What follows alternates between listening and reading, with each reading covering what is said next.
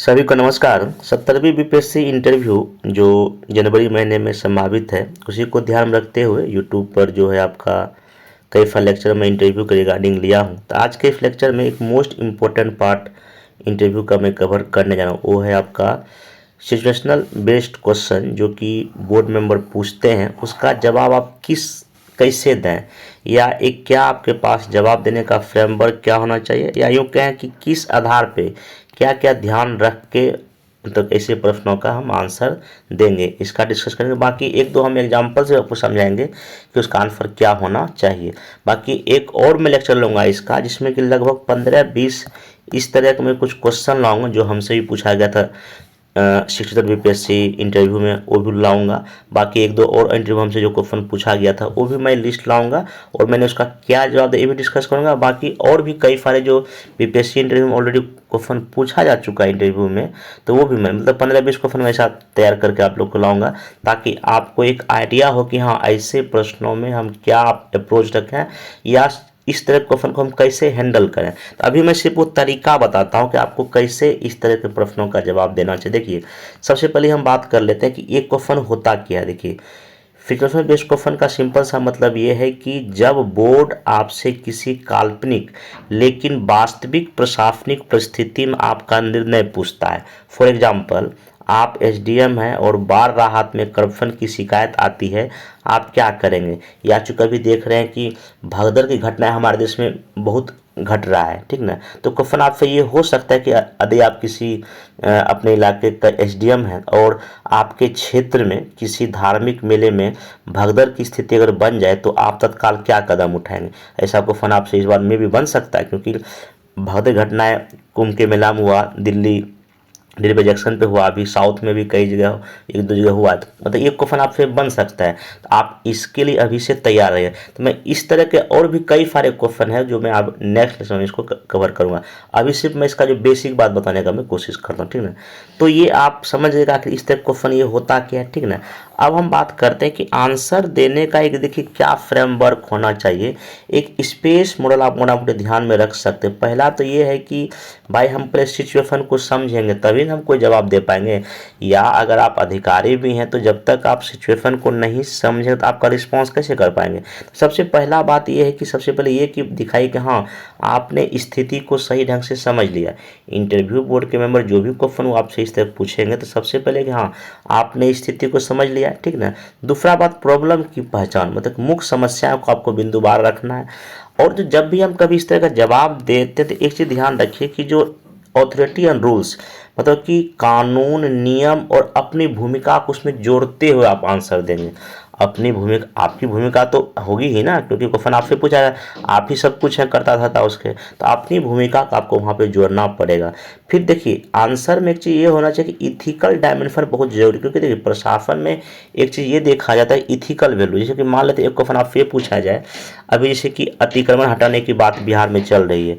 Question ऐसा बन सकता है कि न्यायालय ने आदेश दिया है कि अतिक्रमण को हटाना है, और एक गरीब महिला मतलब कि एक झोपड़ी बना के रह रही है, तो आप क्या करेंगे। क्योंकि न्यायालय का आदेश है, आपको न्यायालय का आदेश भी मानना है।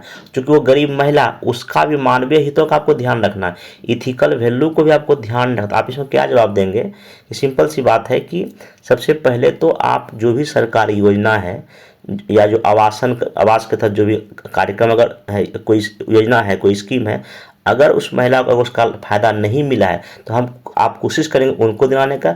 बाकी एक समय सीमा देंगे कि हाँ आप, या मतलब उसका पुनर्वास का कोई व्यवस्था करेंगे, क्योंकि आप सरकारी सिस्टम का पार्ट है ना। अगर सरकार के किसी योजना से वो महिला वंचित है, उसको दिला के आप काम कर सकते हैं, बाकी अतिक्रमण का भी मामला सॉल्व हो जाएगा। तो ऐसे करके एक बैलेंस में आपको जवाब क्या करना पड़ेगा, देना पड़ेगा। तो इथिकल डायमेंशन आपको रखना बहुत जरूरी है। और जब भी कभी आप मतलब करप्शन को लेकर क्वेश्चन आपसे पूछ दे कि करप्शन, अगर मान लीजिए आपके जिस ऑफिस में काम करते हैं, अगर कोई आपके नीचे के मतलब कि कर्मचारी अगर करप्शन में पाए जाता है, आप क्या करेंगे। ऑब्वियस सी बात है, जांच करेंगे, ईमानदारी पूर्वक उसका जांच करेंगे, अगर गलत होगा तो उनको कार्रवाई किया जाएगा। मतलब कि सिंपल सी बात यह है कि इंटीग्रिटी, एम्पैथी, अकाउंटेबिलिटी, इन सब चीज़ों को ध्यान में रख कर अगर आप आंसर देंगे चीज़ें अच्छा होगा। बाकी देखिए कोई भी अगर निर्णय होना चाहिए ना, मेरे ख्याल से ना ही बहुत सख्त होना चाहिए, ना ही बहुत एक बैलेंस, एक प्रशासनिक निर्णय होना चाहिए, ठीक है ना, जिससे आपका मतलब कि कानून के दायरे में रहते हुए मानवीय दृष्टिकोण अगर अपनाएंगे ना इस तरह के प्रश्नों में, तो आपका आंसर बेहतर हो जाएगा। तो एक और कुछ आधार भी मैं बता देता हूँ। जैसे देखिए पहला आधार आप क्या कर सकते हैं, संविधान और कानून को पहले नंबर पर रखेंगे। भाई संविधान या कानून से बड़ा तो कोई भी नहीं है ना। जैसे मान लेते हैं एक क्वेश्चन पूछा गया था कि आप मान लेते हैं कि शिक्षा विभाग में कोई अधिकारी हैं, ठीक ना, और आपके मतलब आपके कोई रिलेटिव में कोई टीचर हैं जो कि स्कूल टाइम पे नहीं जाते हैं, कभी गए कभी नहीं गए, और आपको इसका आगे जानकारी मिलता है, तो आप क्या करेंगे? ऑब्वियस नियम कानून क्या कहते हैं, सबके लिए बराबर है। तो जो स्कूल का टाइमिंग है उनको टाइमिंग पर आना पड़ेगा, जो जाने का उनको आना पड़ेगा। इसमें किसी भी रिलेशन का कोई बात ही नहीं है ना। कानून कानून है, सबके लिए बराबर उनको करना पड़ेगा। अगर नहीं उस बात को मानेगा तो उस पर कार्रवाई की जाएगी, ऑब्वियस सी बात है। तो वही चीज़ है यहाँ पे। तो एक तो संविधान और कानून की बात को रखेंगे, रूल ऑफ लॉ की बात करेंगे। जैसे मान अगर आपके ऊपर आप एसडीएम है या मान लीजिए बीडीओ या सीओ जो भी, अगर आप पर कोई नेता अगर अवैध काम पर अगर आप पर दबाव डाल रहे, लेकिन आपको ये काम करना ही पड़ेगा, वो बस बोले नहीं कानून इसका हमको इजाज़त नहीं था, हम इसको बिल्कुल नहीं करेंगे, ऑब्वियसली पूरा मना करना है आपको, ठीक है ना, वही चीज़ है। दूसरा बात कि अगर जब भी कभी कोई ऐसे अगर निर्णय लेना हो तो आप देखिए समानता की बात भी देखिए। आप जो निर्णय ले रहे हैं क्या उससे किसी के समानता स्वतंत्रता का अधिकार का हनन तो नहीं हो रहा है। जैसे एक बार हमसे इंटरव्यू में क्वेश्चन पूछा था कि अगर आप मान लेते हैं कि मुख्यमंत्री के बहुत चहेते अधिकारी हैं और मुख्यमंत्री आपको बोलते हैं किसी एमएलए का जासूसी करना है, उस पर नज़र रखना है, तो क्या आप करेंगे? तो देखिए आप इसमें सिंपल आप ये नहीं बोल सकते हम बिल्कुल नहीं करेंगे।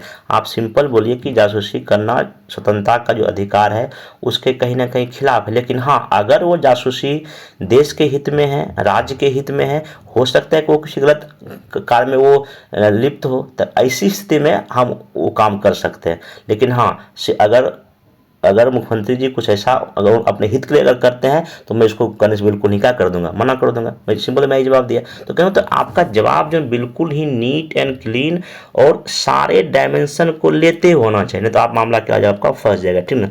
बाकी देखिए जब हम लोग प्रशासन में जाते हैं एक जनहित पब्लिक इंटरेस्ट सबसे बड़ी बात होती है, मतलब कि जनता के हितों का ध्यान आपको रखना पड़ेगा। बाकी देखिए सबसे बड़ा इथिक्स नैतिक मूल्य आपके आंसर में, आपके एक्शन में, रिएक्शन में दिखना चाहिए, तभी आपको एक अच्छा अधिकारी बन पाएंगे, ठीक है। अब जो मान लीजिए कि कभी कहीं अभी एक वीडियो आया था किसी एसडीएम ने किसी को थप्पड़ मार दिया, ठीक है, आपको जब पब्लिकली किसी नागरिक को किसी जनता के फिर थप्पड़ आप नहीं मार सकते, ठीक है गलती होती है, लेकिन आपको एक जो तरीका है जो प्रोसेस है वैसे आप काम करेंगे, तो वही चीज़ है यहाँ पे।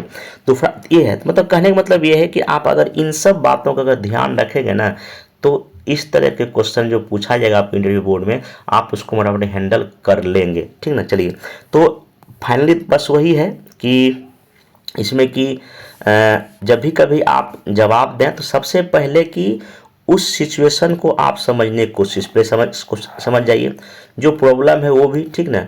फिर जब भी कभी आपको देना है तो अथॉरिटी रूल्स संविधान को ध्यान में रखते और इथिकल वैल्यू आप उसमें अगर शामिल कर लेंगे तो आपका आंसर मोटा मोटी बेहतर हो जाएगा। जैसे कि एग्जांपल यही है कि अगर आप एसडीएम हैं मान लेते हैं और आपके अधीनस्थ किसी पर करप्शन का आरोप लगता है, आप देखिए क्या करेंगे। देखिए करप्शन का आरोप लग गया, इसका मतलब करप्शन का आरोप लगने का मतलब है कि कहीं ना कहीं जनता के मन में शंका कि हाँ ऑफिस में सही ढंग से काम नहीं हो रहा है। मतलब देखिए हमारे देश एक डेमोक्रेटिक कंट्री में सबसे बड़ी बात है कि आप जनता के लिए काम कर रहे हैं ना, जनता का आपके ऊपर या आपके संस्था के ऊपर विश्वास होना बहुत ज़रूरी है।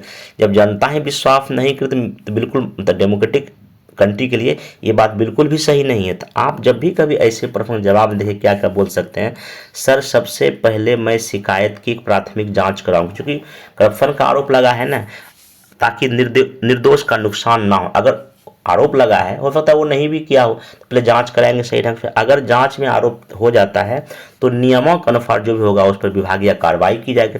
हर एक विभाग अपनी कार्रवाई करती है, ठीक है ना। उसके बाद या जो भी विजिलेंस का लोग पकड़ेगा उसको आगे कार्रवाई किया जाएगा। साथ ही यह भी सुनिश्चित करूंगा कि सेवा जो वितरण हो बिल्कुल भी बाधित ना हो, ताकि जनता का विश्वास भी बना रहे, ठीक ना। और मेरे इंटीग्रिटी और पब्लिक इंटरेस्ट जो है ना सर वो पर ही होगा। ऑब्वियस बात, ऐसा कुछ जवाब दीजिए। हाँ देखिए, कुछ जब भी कभी ऐसा कुछ आपसे क्वेश्चन पूछा जाएगा, अब ये नहीं कि मैं तुरंत उसको सस्पेंड कर दूंगा। आप तुरंत सस्पेंड नहीं कर, जब तक आप देखते हैं अगर कोई पकड़ाता भी है तो सबसे पहले जांच होती है। जांच में अगर कोई दिक्कत है तभी जाकर उन पर कोई कार्रवाई होता है। पहला काम एज अधिकारी आपका जांच करना ही है। सीसीटीवी कैमरा है, जो भी जैसे जैसे करके कुछ साक्ष्य प्रमाण इकट्ठा करेंगे तब तो आप उसके बाद कुछ मतलब एक्शन ले पाएंगे। तो तुरंत सस्पेंड ऐसे करने की बात आप नहीं करेंगे, तो ओवर एक्शन की बात नहीं करना है। अब जैसे कि मान लें कोई नेता आपके ऊपर अनैतिक दबाव डालने के लिए आपको ये काम करना है कीजिए, तो सिंपल सी बात उसको बोलिए कि मैं नेता की बात नहीं मानूंगा। क्यों मानिएगा उसका अनैतिक कार्य क्यों करना आपको, ठीक ना। जो नियम कहता है, जो जो आदेश आया है सरकारी आदेश, उसके अकॉर्डिंग आप काम कीजिएगा, ना कि किसी दूसरे के दबाव में, ठीक ना। बाकी कभी ऐसा ना बहुत भावुक भी नहीं हो जाना और एग्रेसिव भाषा का भी इस्तेमाल वहाँ पर नहीं करना है। तो इस तरह के प्रश्नों को जवाब देने का एक लास्ट बात यही है, जब भी कभी प्रश्न आए तो अच्छे से सुन लीजिए क्या क्वेश्चन है, इसे देख लीजिए, ठीक ना।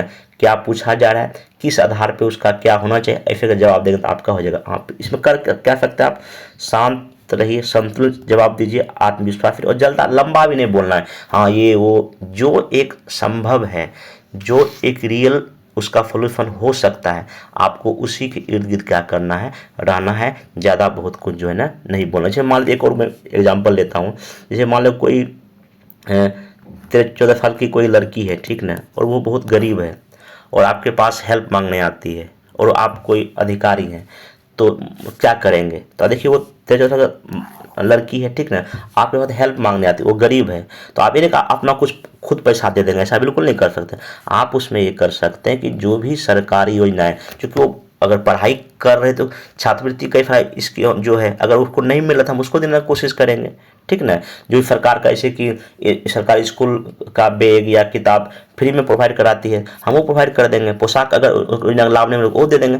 आप सरकारी सहायता के जरिए उसकी समस्याओं को सॉल्व कर सकते हैं, आप यही कर सकते हैं। इन्हें के व्यक्तिगत पैसा अपना दे दे, हाँ जाओ तुम प्रॉब्लम को सॉल्व, ऐसा बिल्कुल नहीं कर सकते आप सरकारी सिस्टम में, ठीक ना। तो इन सब आधार पर अगर जवाब देंगे तो चीज़ें आपका बेहतर होगा। हालांकि मैं इसमें कोशिश किया कि 5-6 क्वेश्चन को भी मैं डिस्कस कर दिया हूँ। आगे लेक्चर में मैं कुछ जो हमसे क्वेश्चन पूछा गया, बाकी और भी जितना है ना, मैं लगभग 15-20 ऐसा क्वेश्चन लाऊंगा, उसका एक जो संभावित आंसर हो सकता है उसका मैं जवाब मतलब कि आपको बताऊंगा। बाकी आप उसमें मॉडिफाई भी जो भी अगर कुछ आपको लगता है करना कर सकते हैं तो कर लीजिएगा, ठीक है। क्योंकि भगदड़ का क्वेश्चन इस बार बन सकता है और भी कई सारे क्वेश्चन हैं जहां से इस बार में भी पूछा जा सकता है, ठीक ना। तो मैं इसमें कोशिश किया कि जो जो मेरी समझ कहती है इन सब चीज़ को लेके बताने का, हाँ लेकिन आधार आपका जवाब देने का यही होगा, ठीक ना। तो बाकी हम लोग मिलेंगे नेक्स्ट लेक्चर में। एक बात और, 70 बीपीएससी जो आपका इंटरव्यू है इसके रिगार्डिंग जो है ना कुछ कॉल में से आता है कि आपका कुछ बैच भी चल रहा है क्या। देखिए ऑलरेडी जो हमसे जुड़े हुए जो मेंस में जो स्टूडेंट थे 70 में मतलब मेंस बैच में, तो मैं दुर्गा पूजा के बाद उन्हीं को गाइड कर रहा था, अभी भी कर रहा हूँ। मतलब कि उनका मतलब जैसे कि ऑप्शनल पर काम किया, ग्रेजुएशन पे काम किया, हॉबी पे काम किया, अब करंट अफेयर्स चल रहा है। अगर जिनको लगता है कि नहीं हमको कुछ दिक्कत हो रहा है कि कैसे